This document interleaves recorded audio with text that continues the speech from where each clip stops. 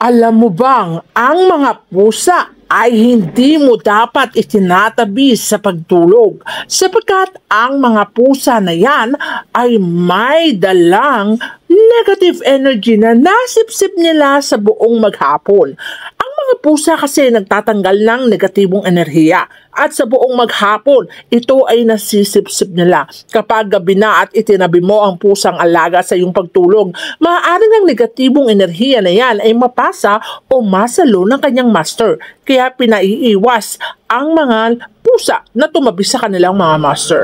Pwede mo silang itabi, ngunit huwag mo silang itabi sa gabi sa buong maghapon hanggang umaga. Pwede mo sandali lamang, pero huwag matagalan. Dahil ang mga negatibong enerhiya na yan na nasipsip nila ay unti-unting lalabas at maaari nilang maisalin sa kanilang master na maaaring magdulot ng kamalasan at pagising mo sa umaga ay ramdam mo ang pagkahapo at pagkabalisa kung saan ito kasi ang sinyales na ang negatibong enerhiya ay napasa na sa iyo.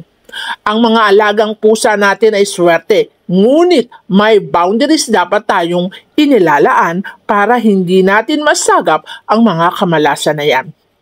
Tandaan mo, bukod sa negatibong enerhiya, kapag lagi mong katabi ang iyong alagang pusa, lalo na kung may hika ka, isa ring dahilan yan na maaaring mag-trigger para lumala ang iyong sakit na nararamdaman.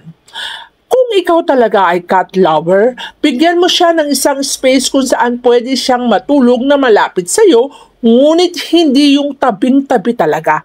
Para sa ganon, maiwasan mo kung anumang pwede nitong maidulot sa iyong buhay. Hindi natin sinasabing ang mga pusa ay huwag mong itabi. Bigyan mo siya ng space, higaan, malapit sa iyo, pero hindi talagang dikit na dikit sa'yo para maiwasan natin ang anumang masamang pwedeng idulot nito.